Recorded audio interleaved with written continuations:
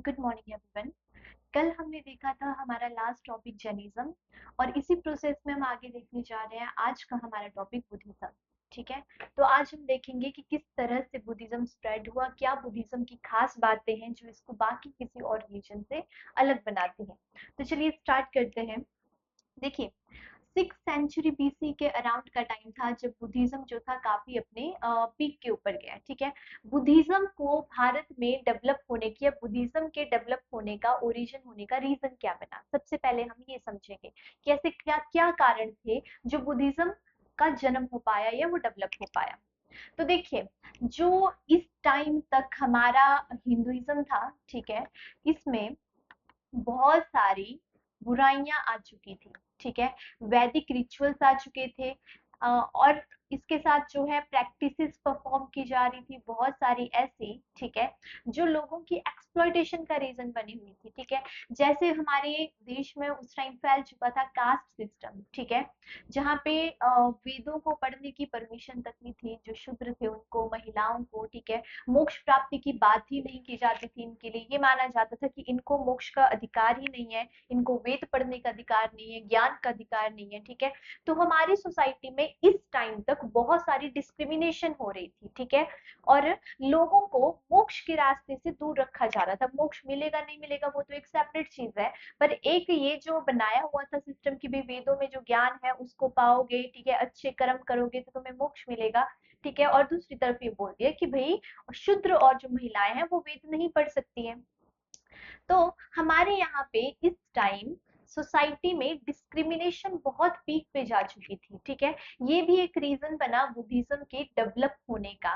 ठीक है, तो चलिए इसी प्रोसेस में आगे देखते हैं। सबसे पहले देखो, बुद्धिज्म को जो डेवलप किया है, ठीक है, या उसका ओरिजिन हुआ है, उसके लिए रिस्पॉन्सिबल है गौतम बुद्ध। ठीक है, जिनको हम महात्मा बुद्ध के नाम से आज जानते हैं। 563 BC के अराउंड जो है इनका जन्म होता है। ठीक है, लुम्बिनी में इनका बर्थ होता है। अब जन्म हुआ इनका लुम्बिनी में और इनका जो पालन पोषण है, ठीक है, वो हुआ था कपिलवस्तु में। तो आपने अक्सर देखा होगा कि भाई ये दोनों नाम जो है देखने को मिल जाते हैं, लुम्बिनी भी आता है, कपिलवस्तु भी आता है। अब हम कंफ्यूज हो जाते हैं कि भाई लुम्बिनी में बर्थ हुआ या कपिलवस्तु में हुआ। तो जन्म इनका लुम्बिनी में हुआ था, लेकिन इनकी जो रियरिंग है, पालन पोषण है, वो सब कुछ कपिलवस्तु में हुआ है। ठीक है, होता क्या है, जब इनकी मदर कंसीव कर रही थी तो उनको आता है एक सपना। किसका सपना आता है? एक प्रेग्नेंट हाथिनी का सपना आता है इनकी माँ को। ठीक है, तो यहाँ पे कंसीव करने का सिंबल भी क्या माना जाता है? फिर प्रेग्नेंट हाथिनी को माना गया कंसीव करने का सिंबल। ठीक है, इनकी माता का नाम है, यहाँ पे देखो, ये जो प्रजापति गौतमी लिखा हुआ है, एक्चुअल में ये प्रजापति गौतमी से पहले ये है इनकी मासी। ठीक है, और साथ में इनकी स्टेप मदर भी थी ये। प्रजापति गौतमी एक भी इनकी स्टेप मदर है, दूसरी इनकी कौन थी? ये मासी थी। ठीक है, यहाँ पे जिन्होंने जन्म दिया है वो है महामाया, इनकी माँ। ठीक है, लेकिन महामाया की जब इनका जन्म हुआ तो उसके 7वें दिन ही हो जाती है मृत्यु। ठीक है, क्योंकि इनकी माँ महामाया की मृत्यु हो चुकी थी, इसीलिए इनका पालन पोषण इनकी मासी, ठीक है, या इनकी सौतेली माँ जो थी प्रजापति गौतमी, वो करती हैं। इनके पिता का नाम है शुद्धोधन। ठीक है, ये डायनेस्टी है शाक्य, शाक्य डायनेस्टी से ये बिलोंग करते हैं। तो मैंने क्या बोला, एक लड़के का जन्म होता है, ठीक है, कहाँ पे? राजा शुद्धोधन के घर में। शुद्धोधन जो थे शाक्य डायनेस्टी से बिलोंग करते थे। लुम्बिनी में इसका जन्म होता है और कपिलवस्तु में रेयरिंग होती है। जिन्होंने जन्म दिया उस माँ का नाम था महामाया। ठीक है, लेकिन जिसने रेयरिंग करी, पालन पोषण किया, वो थी इनकी मासी या इनकी सौतेली माँ प्रजापति गौतमी, क्योंकि इनकी माँ की इनके जन्म के 7 दिन के बाद ही हुई थी मृत्यु। अब 16 साल की उम्र में इनकी शादी हो जाती है यशोधरा नाम की एक प्रिंसेस से। ठीक है, यशोधरा का नाम कहीं कहीं पे भीमा भी मिलेगा और कहीं कहीं पे गोपा भी मिलेगा। तो भीमा, गोपा, ये सब यशोधरा के ही नाम है।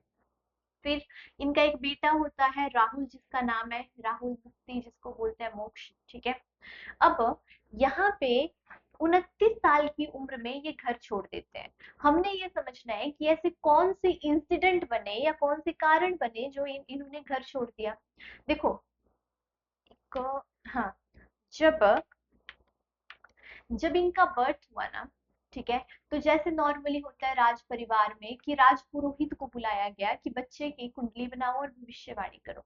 तो जो राज पुरोहित थे उन्होंने बोला कि ये बच्चा या तो बहुत बड़ा साधु संत बनेगा, मतलब महात्मा बनेगा, या एक बहुत बड़ा राजा बनेगा।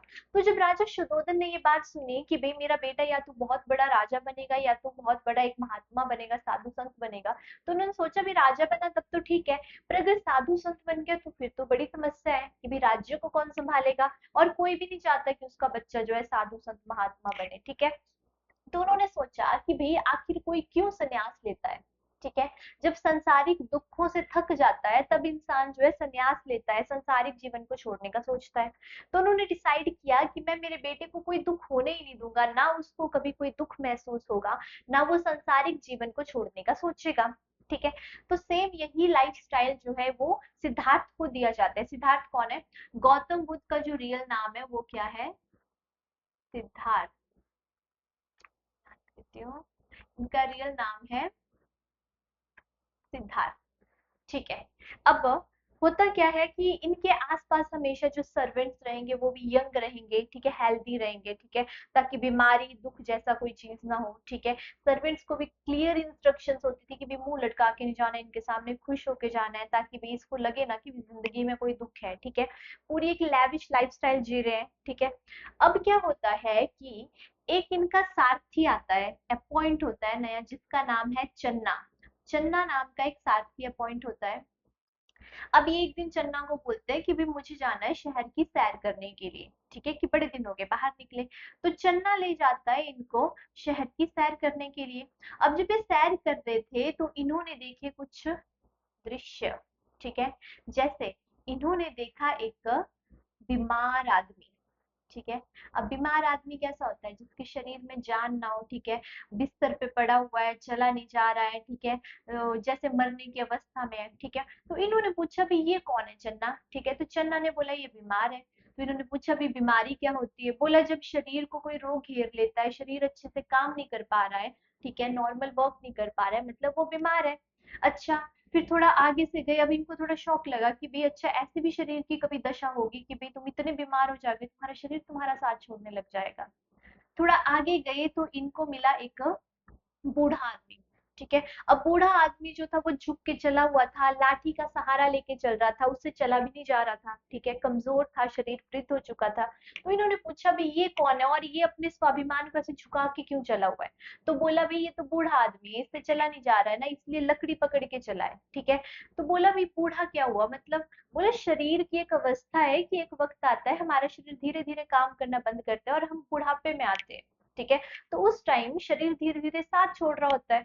तो ऐसे ही चलता है इंसान ना, उसके प्राण भी कम ही होते हैं फिर, ठीक है। तो इनको बड़ा शौक लगा, इन्होंने पूछा भी अच्छा एक दिन मैंने भी बूढ़े हो जाना है? बोला हाँ आपने भी होना है, माँ बाप ने भी होना है, हर कोई बूढ़ा होगा एक दिन। अब थोड़ा आगे गए, दुख में थे ऑलरेडी, तो इन्होंने देखी एक अर्थी, ठीक है। तो एक डेड बॉडी देखी इन्होंने, ठीक है।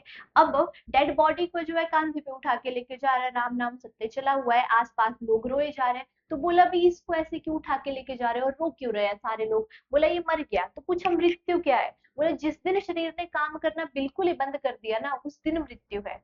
तो बोला भी मृत्यु सबको आनी है? बोला हाँ भी मृत्यु तो सबको आनी है, मुझे आनी है, आपको आनी है, आपके माँ बाप को, मेरे माँ बाप को, हर किसी ने मर जाना है, ठीक है। अब उसके लिए बड़ा शॉकिंग था, क्योंकि उसने क्या सोचा था भी ये शरीर जिसको वो धारण करके बैठा है, भी ये शरीर तो बिल्कुल सही चल रहा है, जैसे आज सही चल रहा है कल भी चलेगा, माँ बाप भी वैसे ही रहेंगे आसपास, ठीक है। उसने देखा भी ये कितना बड़ा दुख है कि मेरे माँ बाप एक दिन जो है चले जाएंगे, ठीक है। फिर पूछा भी इसको लेके कहाँ जा रहे हैं? बोले जलाने लेके जा रहे हैं। तो बोले शरीर को जला देंगे, ठीक है। अब उसके लिए ये और शॉकिंग था कि जो माँ बाप सारे प्यार कर रहे हैं उसको, जिनको वो प्यार कर रहा है, एक दिन उसने उनके शरीर को जला देना है और एक दिन उसके शरीर को भी कोई जला देगा। अब बड़ा ही दुखी और निराश होकर ये लौटा, ठीक है, थोड़ा शॉकिंग स्टेट में ये लौटा कहाँ को? महल को वापस, ठीक है। अब महल को वापस लौटा तो नॉर्मली जैसे होता है दिल्ली का राजा महाराजा का कि रात को होगी पार्टी, ठीक है। अब रात को पार्टी चलिए, अब नॉर्मली हमारे साथ क्या होता है, हम जाते हैं पार्टी में, बाकी सारी चीजें हम भूल जाते हैं। तो ये भी जब पार्टी में था, 2-3 घंटे पार्टी चली थी रात के 1:30-2 बजे तक, तो ये भी सारी चीजें भूल गया कि भी दिन भर क्या देखा, ठीक है।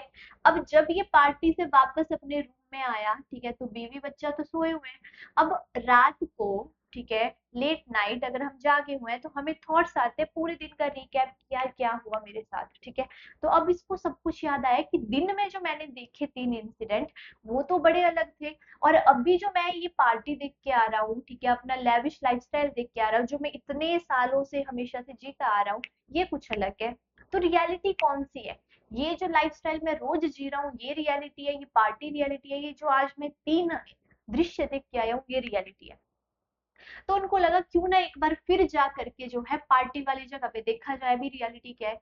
अब जब वो गए वापस वहां पे, जब पार्टी खत्म हो जाती है तो सिचुएशन कैसी होती है, वॉमिटिंग चारों ओर, गंदगी, लोग शराब पी के पड़े हुए हैं, ठीक है, सामान बिखरा हुआ है, खाना इधर उधर बिखरा है, गंदगी पड़ी हुई है। अब जब उन्होंने वो इंसिडेंट देखा उनको बड़ा शॉकिंग लगा, क्योंकि हमेशा उन्होंने क्या देखी, चकाचौंध देखी, ठीक है, साफ सफाई देखी, ठीक है। ये वाला तो उन्होंने कभी देखा ही नहीं कि लोग पड़े हुए हैं गंदगी में वॉमिटिंग करके, ठीक है, आसपास गंदगी फैली हुई है, ठीक है, बेहोश पड़े हुए हैं, ठीक है। ये बुराई वाली साइड नहीं देखी। अब उनको समझ आ गया कि जो मुझे दिखाया जाता है 2-3 घंटे का वो क्या है, एक झूठ है, मिथ है, ठीक है, और रियलिटी तो उस 2-3 घंटे की पार्टी के बाद और पहले की है। अब उनको ये समझ तो आ गया कि भाई जिंदगी दुखों से भरी हुई है, जो दुख मेरे से छिपाए गए अभी तक, पर छिपाए जा सकते हैं ना, कब तक भागूंगा। तो इनको ये था कि अब जो है इन दुखों से निकलने का रास्ता क्या होगा, जो मृत्यु नाम का दुख है जो मुझे आनी है, मेरे अपनों को आनी है, उनको मरते हुए देखना है, इस दुख से निकलने का रास्ता क्या है। अब इसी दुख से निकलने के रास्ते की खोज में इन्होंने क्या किया, अच्छा इनको एक और इंसिडेंट भी मिला था वो बताना रह गया। इनको यहाँ पे मिला था एक सन्यासी। अब सन्यासी जो था वो बैठा हुआ था पेड़ के नीचे, ठीक है। अब सन्यासी कैसे होते हैं, कपड़े तो उन्होंने बड़े अच्छे पहने नहीं होते, ना मात्र के कपड़े पहने होते हैं, आगे जैसे एक कटोरा पड़ा होता है जिसमें वो दक्षिणा भिक्षा वगैरह लेते हैं, ठीक है, तो वो रखा हुआ था, टूटा सा कटोरा होता है। फिर भी जो सन्यासी होता है वो कैसा होता है, शांत होता है, उसके मुख पे तेज होता है। तो जब सिद्धार्थ ने चन्ना से पूछा ना भी ये कौन है, तो चन्ना ने बोला ये सन्यासी है। तो उसने बोला भी देखो ऐसे भूखा नंगा सा है, ठीक है, इतना कमजोर सा इसका शरीर है, फिर भी ये इतना शांत कैसे है, इसके मुख पे इतना तेज क्यों है। तो चन्ना ने बोला कि ये सन्यासी है जिसके ना आगे कोई है ना पीछे कोई, ना बीते हुए कल का दुख है ना आने वाले कल की कोई चिंता है, इसीलिए ये खुश है, ठीक है। तो सबसे ज्यादा प्रभावित चन्ना किससे सिद्धार्थ किससे हुआ, इस मोंक से हुआ कि दुख किसके पास नहीं है, इस साधु को दुख नहीं है, बाकी तो सबको दुख है। तो उसको लगा कि अगर मैं भी एक सन्यासी की जिंदगी जीने चला जाऊंगा तो शायद मुझे भी दुखों से निकलने का जो रास्ता है, जो सुकून, जो तेज उस साधु के मुख पे था वो मुझे भी मिल जाएगा। तो यहाँ पे 29 साल की उम्र में अपनी बीवी और बच्चे को रात को 2 बजे जो है अकेला छोड़ के सिद्धार्थ चले जाते हैं घर छोड़ के। अब अपने घोड़े पे गए थे वो घर छोड़ के, घोड़े का नाम है कंठक, ठीक है, कंठक नाम के घोड़े पे छोड़ के गए हैं वो। आगे लिखा है कि उनकी डेथ हो जाती है, इसको हम नेक्स्ट स्लाइड में देखेंगे। अब देखो, मैंने बोला घोड़े के ऊपर छोड़ के गए, घोड़े के ऊपर बैठ के चले गए घर से। अब जब घर से गए ना तो इनको मिला एक गुरु, मतलब एक व्यक्ति मिले जिनको इन्होंने अपना गुरु बनाया, जिनका नाम है अल्लार कलाम। अल्लार कलाम से ये लेते हैं सांख्य दर्शन की शिक्षा, ठीक है, सांख्य फिलोसफी की एजुकेशन की। एजुकेशन लेने के बाद भी इनको लगा कि जो सुकून उस सन्यासी के मुख पे था ना, जिस सुकून पे वो था, मैं अभी भी उस सुकून में नहीं हूँ, अभी मैं मोह माया से घिरा हुआ हूँ, कि दुख से मुक्ति नहीं हो पाई अभी भी। तो फिर वो अपना नेक्स्ट गुरु बनाते हैं उदक रामपुत को, जिनसे वो लेते हैं योग दर्शन की शिक्षा, ठीक है। पहले गुरु है अल्लार कलाम जिनसे ली सांख्य दर्शन की शिक्षा, दूसरे गुरु है रुद्र करामपुत जिससे ली थी उन्होंने योग दर्शन की शिक्षा। अब क्या हुआ कि जब से उनकी मदर ने कंसीव किया था महामाया ने, वहां से लेकर के उनकी मृत्यु तक उनके लाइफ के जो अलग अलग इंसिडेंट्स हैं उनको अलग अलग सिंबल से दर्शाया गया है। तो अब हम उन्हीं को देख लेते हैं। जैसे मैंने बोला कि जब उनकी मदर ने कंसीव किया तो उनको एक प्रेग्नेंट हाथिनी का सपना आया था, तो कंसीव करने का सिंबल क्या हो जाएगा, प्रेग्नेंट हाथिनी। जब उनका जन्म होता है तो उनको कंपेयर किया जाता है कमल के फूल से, ठीक है, तो उनके बर्थ का सिंबल हो गया कमल।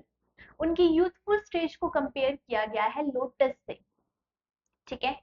जब उन्होंने घर छोड़ा तो घर छोड़ा था कंठक नाम के अपने घोड़े पे, ठीक है। तो हॉर्स मान लिया जाता है इनके घर छोड़ने का सिंबल। और घर छोड़ने के लिए, जो घर छोड़ने की इवेंट था, उसके लिए एक वर्ड यूज किया गया, महाभिनिष्क्रमण, ठीक है। तो महाभिनिष्क्रमण का सिंबल क्या हुआ, घोड़ा। फिर उसके बाद जब उनको ज्ञान की प्राप्ति हो जाएगी तो उसका सिंबल माना जाएगा पीपल का पेड़। रीजन क्या है, पीपल के पेड़ के नीचे उनको ज्ञान की प्राप्ति होगी। उसके बाद वो जाएंगे अपना पहला उपदेश देने, ठीक है। पहला उपदेश दिया था उन्होंने मृगवन में, ठीक है। तो मृगवन को भी सिंबल माना जाता है, ठीक है। एक चक्र को भी, जो व्हील होता है, व्हील मतलब धर्म चक्र, कि मतलब कि समय बदलने वाला है, व्हील को माना जाता है सिंबल की भी, अब तो समय बदलने वाला है। तो जब उनको ज्ञान की प्राप्ति होगी, ठीक है, उसके बाद उन्होंने अपना पहला उपदेश दिया, तो वहां पे ये सिंबल माना जाता है व्हील। और उनकी मृत्यु को बोला जाता है महापरिनिर्वाण। उनकी मृत्यु के बाद उनके शरीर के जो अवशेष बचे थे उनको बांट दिया गया था कुछ भागों में, और उनके ऊपर बनाए गए थे स्तूप। इसलिए स्तूपा को माना जाता है महापरिनिर्वाण, मतलब उनकी मृत्यु का सिंबल। चलो, अब देखते हैं उनको एनलाइटमेंट कैसे मिली। देखो क्या हुआ, दो गुरुओं से शिक्षा ले ली, पर फिर भी जो सुकून था, जो मोक्ष, या फिर हम बोल सकते हैं वो दुखों से मुक्ति वाला भाव उनको नहीं आया।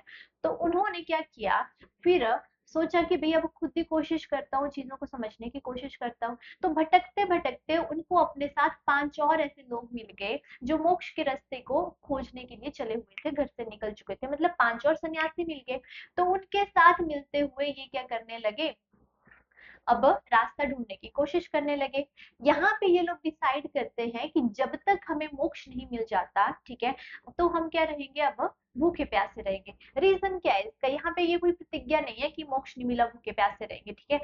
मोह माया को छोड़ देंगे। उनको ये समझ आया कि भी दुखों का कारण तो मोह माया है, तो उसको छोड़ देते हैं। जैसे कि घर वो छोड़ चुके हैं, ठीक है, सिद्धार्थ घर छोड़ चुके थे, परिवार छोड़ चुके थे, पैसा वो छोड़ चुके थे, घर परिवार पैसा, ठीक है, इतना बड़ा राज्य छोड़ चुके हैं, ठीक है, लेविश लाइफस्टाइल छोड़ चुके हैं। अब बचा है तो क्या बचा है उनके पास, अब बचा है उनके पास खाना और पानी। तो खाना पानी कपड़े, यही बेसिक चीजें हैं जो अभी तक वो यूज कर रहे हैं, या मेटीरियलिस्टिक चीजें हैं जिनको वो यूज कर रहे हैं। उसके अलावा तो हर मेटीरियलिस्टिक चीज को वो ऑलरेडी छोड़ चुके हैं। तो उनको समझ आया है कि ऐसा करता हूँ, इनको भी छोड़ देता हूँ, कि शायद तब मुझे दुखों से मुक्ति मिल जाएगी, जब ये जो बची कुची मेटीरियलिस्टिक चीजें मैं इनको भी छोड़ दूंगा। तो ऐसा कहते हैं कि 6 साल तक वो भूखे प्यासे जो है मोक्ष की खोज में जो है भटकते रहे। अब उनके शरीर में बिल्कुल जान नहीं बची हुई थी, ऐसे ही जंगलों में भटके जा रहे थे, भटके जा रहे थे। और एक दिन उनकी मुलाकात होती है सुजाता नाम की एक लड़की से, जो आती है इनको साधु मान के जो है भिक्षा देने के लिए आती है, ठीक है, वो खीर लेके आती है इनके खाने के लिए। तो ये मना कर देते हैं लेने से, कि देखो भी मैं तो भी भूखा हूँ, ठीक है, और मैं उपवास पे हूँ इतने सालों से, क्योंकि। तो उसने पूछा भी क्यों हो तुम उपवास के भी, ऐसा कौन सा भाई क्या पाना चाहते हो कि जिसके लिए खाना पानी भी छोड़ चुके हो। तो उन्होंने बोला कि मैं जो दुखों से मुक्ति का रास्ता ढूंढ रहा हूँ, ठीक है, तो इसीलिए मैंने जो है सारी मोह माया त्याग दी है। तो इसी मोह माया के रास्ते में जो खाना और पानी था वो भी मैंने छोड़ दिया है, ठीक है। तो फिर उसने पूछा भी इतने साल हो गए छोड़े हुए, खाना पानी सारी मोह माया, तो मिला नहीं अभी तक दुखों को खत्म होने का रास्ता, कि मोक्ष नहीं मिला। तो उन्होंने बोला भी अभी तक तो नहीं मिला। तो उसने बोला कि ठीक है, इतने साल भूखे रह के देख लिए, चलो अब खा के देख लो, ठीक है। तो वहां पे सुजाता के हाथ से वो खाते हैं खीर, ठीक है। अब दूर से उनके दोस्त उनको देखते हैं कि भाई ये खीर खा रहा है एक लड़की के हाथ से। इतने साल, 6 साल तक भूखा प्यासा रहने के बाद आज इसने एक लड़की के हाथ से खीर खा ली। तो उनको लगा भी हमारा दोस्त तो भ्रष्ट हो गया, भी लड़की के चक्कर में इसने क्या कर दिया, इसने तो अपना संन्यास भंग कर दिया, ठीक है। तो दोस्त इनका साथ जो है, सिद्धार्थ का साथ छोड़ देते हैं। कटोरी खीर खाने के बाद वो फिर से बैठ जाते हैं पीपल के पेड़ के नीचे तपस्या करने के लिए, ठीक है। जगह कौन सी थी, बोध गया नाम की जगह थी। निरंजना या फाल्गु नदी के किनारे बैठे हुए थे, निरंजना या फाल्गु नदी है, ठीक है, पेड़ है, पेड़ के नीचे बैठे हुए हैं वो तपस्या करने के लिए, ठीक है। 49 डेज तक मेडिटेशन करने के बाद 49 डेज जो है उनको एनलाइटमेंट हो जाती है, मतलब ज्ञान की प्राप्ति हो गई। ओके, अब यहाँ पे ज्ञान की प्राप्ति क्या थी कि जब मैं एक लैविश लाइफस्टाइल मतलब 56 भोज खा रहा था तब भी मैं दुख से घिरा हुआ था, जब मैंने भोजन का पूरी तरह से त्याग कर दिया तब भी मैं दुख से घिरा हुआ था, लेकिन जब मैंने कटोरी भर खाया जितना मेरे शरीर की जरूरत है, ठीक है, तो वही तो जीवन जीना है। ठीक है, कि अति नहीं करनी किसी चीज की, हमने चूज करना है मिडल पाथ। और यही महात्मा बुद्ध का उपदेश है कि हमेशा चलो मध्यम मार्ग के ऊपर, हमेशा मिडल पाथ के ऊपर चलो। ठीक है, ना चीजों को पूरी तरह से पकड़ के बैठो, ना चीजों को पूरी तरह से छोड़ दो। ठीक है, हमेशा मिडल पाथ पे चलो, मध्यम मार्ग पे चलो, और यही है मुक्ति का रास्ता।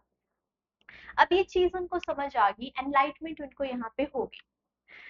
अब जब उनको एनलाइटमेंट हो गई तो उनको ये समझ आ गया कि जैसे अभी तक इतने सालों तक मैं भटका हुआ था, गलत रास्ते पे जा रहा था, सब कुछ छोड़ देने को ही मोह माया से मुक्ति या दुखों से मुक्ति मान के बैठा था, वैसे मेरे साथ कितने सारे ऐसे लोग हैं जो इसी तरह से इन चीजों से गलत रास्ते पे जा रहे हैं, कि सब छोड़ के मान रहे हैं कि सब छोड़ देंगे तो मोक्ष मिल जाएगा। ठीक है, तो क्यों ना उनको बताया जाए।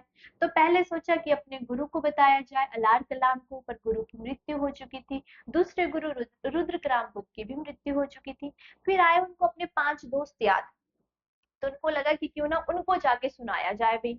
अब ऐसे हर कोई तो सुनने में नहीं बैठेगा ना, तो वो किसके पास गए, अपने दोस्त के पास, अपने उन दोस्तों के पास गए। ठीक है, अब दोस्त कहाँ थे उस टाइम, तो दोस्त थे उस टाइम सारनाथ में एक मृग वन में बैठे हुए थे। सारनाथ ये वाराणसी यूपी वाली जगह है, ठीक है, जहाँ पे एक डियर पार्क था, मृग वन था, वहां पे दोस्त बैठे हुए थे। अब सिद्धार्थ तो बड़े खुश होके गए, उनकी तरफ को भागे भागे गए। दोस्तों ने दूर से देखा कि भाई ये आ रहा है, और उनको याद आया भी इसने लड़की के हाथों से खीर खाई थी, ये भ्रष्ट हो चुका है, तो हमने इससे दूर रहना है।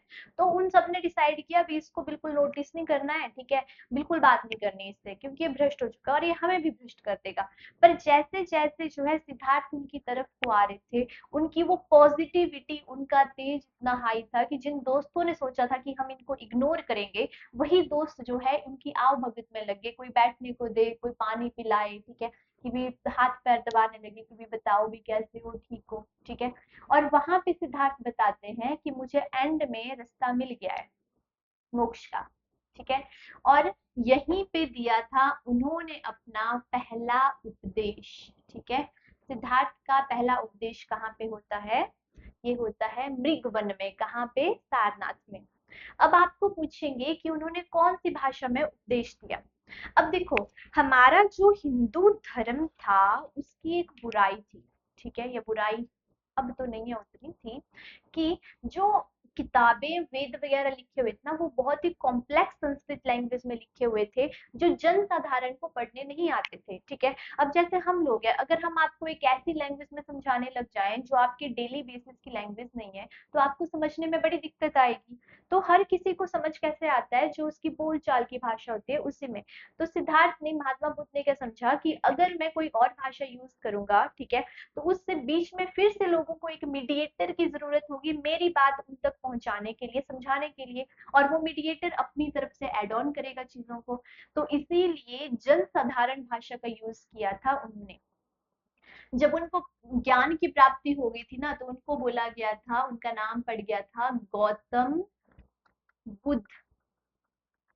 ओके, तो इन्होंने कौन सी लैंग्वेज में दिए थे, पाली भाषा में दिए इन्होंने अपने उपदेश। याद रखना है कि उनकी प्रीचिंग कौन सी लैंग्वेज में है, मैक्सिमम उनकी जो प्रीचिंग है वो पाली लैंग्वेज में है, क्योंकि लोग उस वक्त पाली लैंग्वेज ही बोलते थे।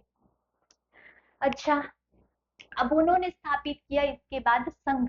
संघ क्या होता है, लाइक एन ऑर्गेनाइजेशन। ठीक है, कि ऐसे लोग जो बुद्ध की विचारधारा में विश्वास रखेंगे वो उनसे जुड़ सकते हैं, मतलब संघ से जुड़ सकते हैं। इसका एक नियम था संघ से जुड़ने का, कि 15 साल तुम्हारी मिनिमम एज होनी चाहिए, उसके बाद तुम जुड़ सकते हो। स्टार्टिंग में औरतों को जो है संघ में जुड़ने की परमिशन नहीं थी, लेकिन बाद में महात्मा बुद्ध ने दे दी थी, पर इन स्टार्ट जो है औरतों को परमिशन ऐसी नहीं थी। अब इनकी मृत्यु कैसे होती है, 483 बीसी का टाइम होता है, जब ये होते हैं यूपी के कुशीनगर में। ठीक है, तो वहां पे एक चुंद नाम का एक लोहार होता है, ठीक है, जो इन्हीं का शिष्य होता है, ठीक है, एक तरह से। तो ये जाते हैं उसके पास, ठीक है। तो उसके घर में बना होता है उस टाइम सुअर का मांस, ठीक है। तो अब उसके पास वही होता है, तो महात्मा बुद्ध आते हैं, वो उनको वही ऑफर कर देता है। अब इस टाइम महात्मा बुद्ध बूढ़े हो चुके हैं, ठीक है, बहुत बूढ़े हैं, ठीक है। अब इतने सालों से वो क्या खा रहे हैं, बिल्कुल कम खाना, सात्विक भोजन, ठीक है, और ऊपर से बूढ़े भी हैं। तो जब उनको वो सूअर का मांस ऑफर किया जाता है तो उसको डाइजेस्ट नहीं कर पाते और उसी से उनकी मृत्यु हो जाती है, ठीक है। हिरण्यवती नदी के किनारे इनकी मृत्यु होती है। उसके बाद जो है, इनके शरीर का जब अंतिम संस्कार वगैरह कर दिया गया, तो जो भी बच गया बाद में, जैसे दांत वगैरह, हड्डियां, अस्थियां वगैरह बच गई, तो उनके ऊपर 8 स्तूपों का निर्माण किया गया था। मतलब कि 8 स्तूप बनाए गए थे, 8 8 पार्ट्स में डिवाइड करके 8 स्तूप उनके ऊपर वहां पे बनाए गए थे। नेक्स्ट देखते हैं। अब बुद्धिज्म की फिलॉसफी समझते हैं, ठीक है। बुद्धिज्म विश्वास करता है कर्मों में। अच्छे कर्म करो, जैसे तुम कर्म करोगे वैसा ही तुम्हें फल मिलेगा, ठीक है। इसके अलावा ये मानते हैं कि ये देखो, परमात्मा में ये विश्वास नहीं रखते, और सेम चीज हमने पीछे भी पढ़ी है, ठीक है। ओके। अच्छा, इन्होंने देखो ना, इन्होंने दिए थे 4 आर्य सत्य, 4 नोबल ट्रुथ। और लॉ ऑफ कॉजेशन जो है इसका, इनका कोर आइडिया या बेस है। लॉ ऑफ कॉजेशन समझते हैं, ठीक है, कि किसी भी कार्य के होने में वो गुण होता है, वो हो सके इसलिए वो कार्य होता है, ठीक है। एग्जाम्पल देती हूँ। जैसे दूध है, तो दूध में क्षमता है कि वो दही बना सके, ठीक है। इसीलिए दूध से दही बन जाती है, ठीक है, कि दही बनने से पहले ही दूध में वो गुण था दही बनाने का, तभी दही बन पाई। लॉ ऑफ कॉजेशन क्या बोलता है कि किसी काम के होने से पहले ही उसका कारण उसमें छिपा हुआ होता है, तो ये है लॉ ऑफ कॉजेशन, ठीक है। अब देख लेते हैं 4 नोबल ट्रुथ क्या है, ठीक है। ये बोलते हैं, ये पहला है, यहाँ पे 1 रह गया है भाई, चलो ये है हमारा पहला। सबसे पहला सच उन्होंने बोला, पहला नोबल ट्रुथ उन्होंने बोला कि भी संसार दुखों से घिरा हुआ है, पूरे संसार में दुख है। और ये जो लाइन है ना कि संसार दुखों से घिरा हुआ है, इसी के कारण बुद्धिज्म को बोला जाता है निराशावादी धर्म या शास्त्र, ठीक है। कि निराशावादी है, ये क्यों है ये निराशावादी फिलॉसफी, ठीक है, क्योंकि ये क्या कर रहा है, हमें एक नेगेटिव थॉट दे रहा है कि पूरी दुनिया दुखों से घिरी हुई है, ठीक है। तो हिंदुइज्म में क्या बोलते हैं कि परमात्मा ने हमें जन्म देकर जो है एक अच्छा काम किया है, ठीक है। ये बोलता है कि परमात्मा ने, अगर परमात्मा तो वर्ड ये नहीं करते थे यूज, ये बात ही नहीं करते थे परमात्मा के बारे में, तो ये बोलते थे कि जिसने बनाया उसने बना करके एक तरह से दुख दिया है, संसार दुखों से भरा हुआ है, दुखों भरी जगह में भेज दिया है, इसलिए इसको नेगेटिव फिलॉसफी माना जाता है। फिर इन्होंने क्या बोला, अब दुखों से भरा है तो दुखों का कुछ कारण भी होगा।